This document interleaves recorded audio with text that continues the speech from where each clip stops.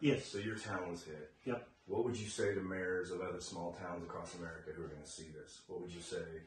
What advice would you give them? You think it'll never happen to you? Yeah.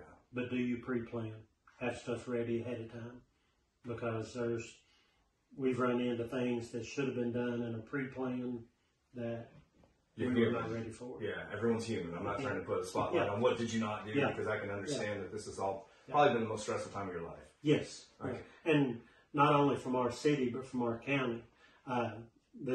We've never been through anything like this. They've never been hit. No, this is the first. We've had tornado before, but not to this magnitude. Yeah, this one was. I mean, it hits at 10:30. Well, shoot, you guys were probably like 10:45, 10:50, something. It was about 10:58 when it hit here. Okay, so my understanding is 10 fatalities. 11. Okay. Yeah. You crossed through it. Okay, so that's where. Yeah, you drove through it there. The length of it is 17 miles through the community. Oh wow. Yeah. Okay, so that's what I didn't see. Yeah, it averages 3/4 of a mile to a mile wide, and that's what you drove through. Okay. And then it runs 17 miles long. It runs from Barnsley and Inslee. All of those are in Hopkins County. Okay. It crossed from Hopkins County into Muhlenberg County, went the 17 miles through, crossed out of here into Ohio County, and then kept going. How much farther did it go?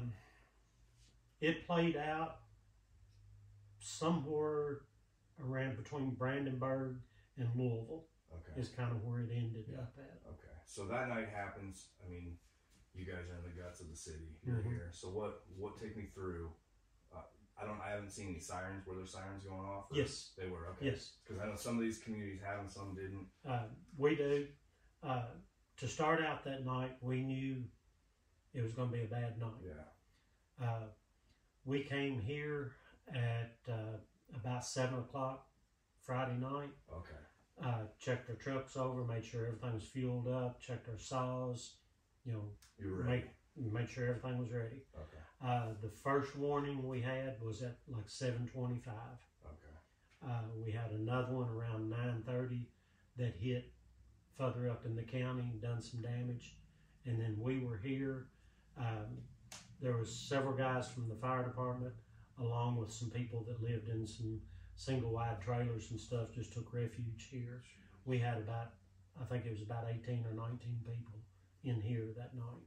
Wow. So when I talked to the cafe owner, they told me that they did over 3,000 meals that week. I can imagine this was, this area was ground zero. Yes. So, how is the community doing since then? Like, what is the plan? Because I haven't seen any FEMA trailers, and that seems to be the sticking point for a lot of people, is getting help, getting going. We don't have any FEMA trailers yet. We have 5 trailers that were delivered from the governor's office. Okay. They started coming in on Friday. Just this last Friday? Just this last Friday. Okay, so we have 5 of them in now. None of them are hooked up yet, but we do have 5 on site. So now stop and think about that. We're 10.5 weeks removed from the tornado, and there's 5 trailers. 5 trailers sent from the governor, none from FEMA. 10.5 weeks later in the dead of winter. Something seem wrong with that? What's the process for that? I mean, is it red tape like with FEMA, or is it just about getting an inspector out there? It's getting an inspector out, getting power put back. Okay. So it's nothing to do with FEMA then? No, that has nothing to do with FEMA. That's all. For sure? I want to say his name yes. Right. Okay, because I know he's from Dawson Springs. Yes. I saw the sign. Yeah. So when I went out to the state park out there, I was expecting to see hundreds of trailers, and there was barely 12. Yeah. Yeah. I don't know what people are doing. People here are staying with family, friends. We have a few people that have actually found a place that they could rent. Gotcha. To stay. So you're the mayor. Yes. So your town was hit. Yep. What would you say to mayors of other small towns across America who are going to see this? What would you say? What advice would you give them? You think it'll never happen to you? Yeah. But do you pre-plan? have stuff ready ahead of time. A friend of mine is a storm chaser. Oh, okay. He caught up with it just outside of Mayfield. Really? Was in front of it. Kept calling me off and on through the night and said, it's coming, it's coming. Last time I talked to him was at about 10:50, and he told me then, he said set up for a direct hit. He said it's coming straight at you. And while it hit, I mean, if it would have been kicked a quarter mile down, I don't know what would be left of this town. Yeah. I mean, it's unfortunate for the residents. And I know you guys know people. I mean, this town's way too small to not know 11 people who passed away. It's a small, tight-knit community. You're either kin to or know everybody that was affected. So one thing that I pride myself on is trying to, you can probably laugh at this, but in a sense like the A-team, we find the person with the worst story and most down on their luck, they can't get any help, FEMA, insurance, you're going to come across that person. If you could give my card, I'll give you some more before I leave. Okay. I've set up GoFundMe's, I've helped people get in their FEMA trailers. My little social media platform has done quite a bit for help. I'm trying to tell these stories, these communities. They didn't get the news. They didn't get the media push. Yeah. Mayfield got the push because of the Cannon Factory, and then everything past just got lost and forgotten. So we've been overshadowed. Big time. Yeah. Big time. You know, we're a small community, but we're loud. And so we've been overshadowed by Mayfield, Dawson Springs. Yeah. Volunteers whittled down to nothing. I think the first 20 days of cleanup, volunteers here with equipment was moved 50,000 cubic yards. Wow. And so, you know, we're fighting and battling for our people to get help. Yeah. You know, if it comes from FEMA, if it comes from Red Cross, you know. So you guys need help. We need help. Yeah, it's a conscious battle. So what would you say the one thing you need right now for help that you're not getting? Housing. Housing for these people, you know. Financial help. I think the state has took up, 90-something plus million in donations. I couldn't believe when I went to that state park. I thought there was going to be hundreds and hundreds of trailers, and there was literally 12. The Kentucky Tornado Relief Fund, we've not seen anything out of it. Really? Not a dime. Really? Not a dime. Not a dime. Stop and think about that. 10.5 weeks later, they haven't seen a dime. What do you say? You know, if you're Governor Beshear, what do you tell these people of Bremen? Not a dime. You flipped them 5 trailers and no money, huh? Curious if I could get an interview with him, what he'd have to say. They tried to talk to the governor. I mean, I know that this is. It was supposed to have been 40-something million. Supposed to have been released 3 weeks ago. Yeah. So the FEMA guy got ran out of the town hall meeting in Dawson. Do you hear about this? So they had a town hall meeting. 5 minutes in, people were pissed. They wanted answers, and he left. No answers, no questions asked. Said sorry and hightailed that. I got in his car and booked. So something's goofy. Something's not making sense. And in all my travels, so I've been in 2 major hurricanes, both down in Louisiana, and then several tornadoes that have been ravaging these small towns. And I feel like we're in like the leather helmet phase of football in disaster recovery.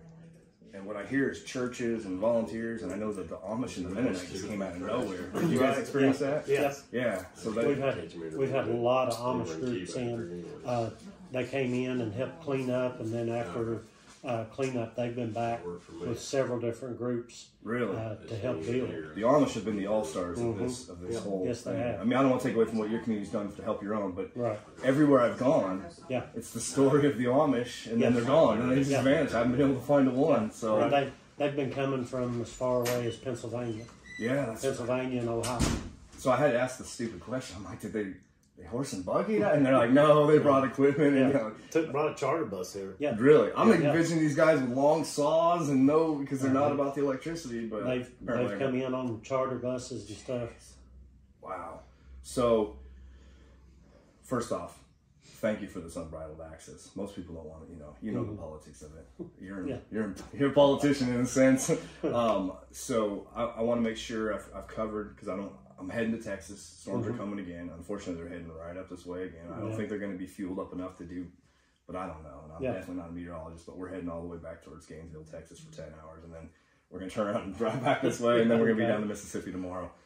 So I want to make sure I don't get on the road and go, oh, I didn't ask this. But what would you tell the citizens of small towns? I heard what you tell a mayor.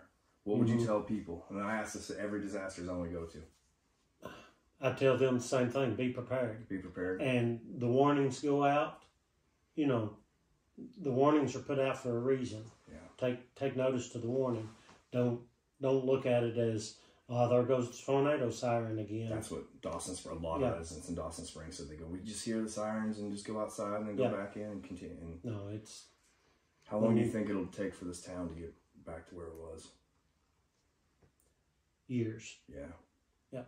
The look of the community's changed forever. You know, my biggest fear when I come into these towns, and I call it, this is an aggressive term, but I do feel it fits. I call it weather genocide. After Greensburg, Kansas, 1 in 8 houses rebuilt.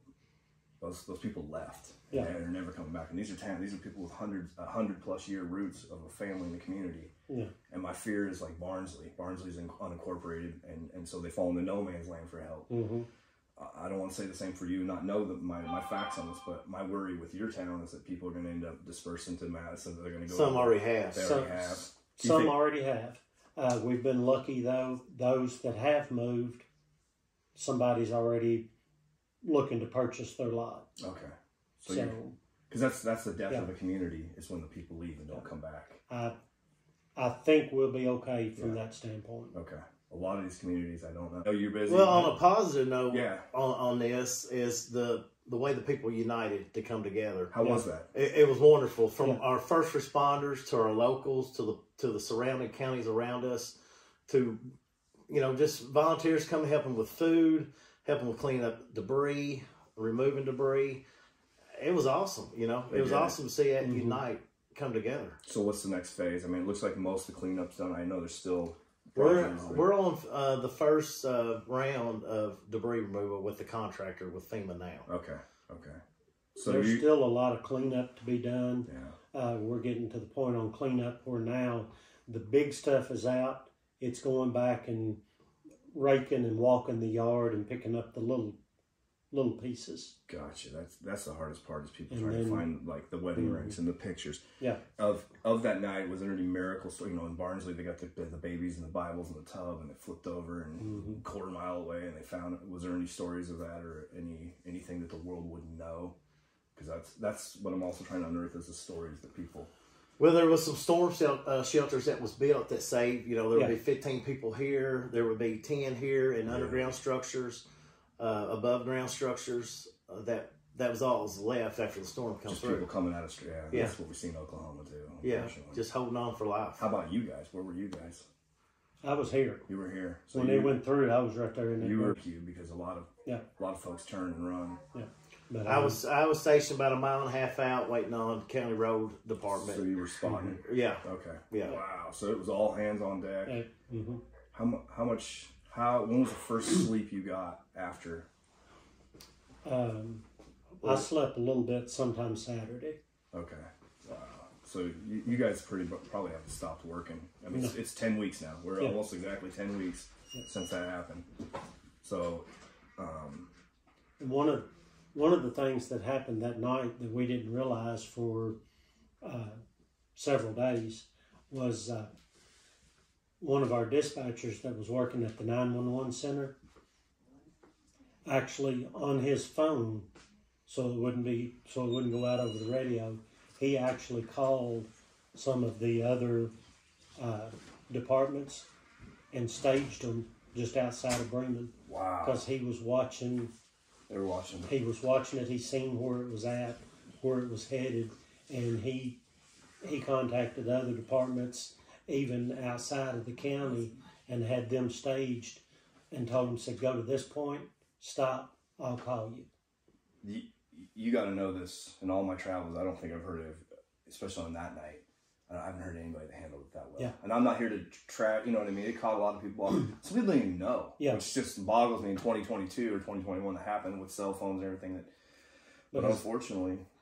I didn't know how, but it was like somehow, within just a few minutes after it happened, the first call that we took, I went on it. And when I got there and I got out and because the road was blocked and I had to start walking down the road to get to where I needed to go. And when I looked up, there was a guy from a department that's about 11 miles from here was standing next to me. And I'm like, how did you get here? Yeah. And he said, we'll talk about that later. And so it was several days later before I found out they were staged just outside of the city here. They were ready. Mm-hmm. Yeah, I haven't heard that much prep. Most people just got blindsided and they weren't ready. Careful how I word this, but the towns before you didn't have the same prep. So kudos to you guys for having. And unfortunately, I feel like this is becoming the new norm. I mean, we're losing our tornadoes out in Oklahoma, and you guys are gaining them. We're gaining them. We've now been moved in. We've been listed in the tornado belt. Oh, you're in it. I mean, I mean, this wasn't a free. I mean, this was a freaky one in a sense, but they're out here now. Yeah. I mean, and like I said, we're losing them. I mean, we used to have an average of 12 to 1,600. Now we get barely 800. But for how big Texas, Oklahoma, Kansas is. And then you look at where it's just, I mean, the whole Kentucky belt. So I'll go ahead and get out of your guys' hair. I'll leave you some more. Okay. Like I said, somebody's going to have that story. And, you know, the husband died, no insurance, the house got obliterated, and nobody can help other than the volunteers. So I just started GoFundMe's and try to help people. I'm doing it for some folks in Dawson. So, gentlemen, thank you both. Thank you. Appreciate it. Thank you. Don't be a stranger. We'll be back. We're going to go run down to Texas and then...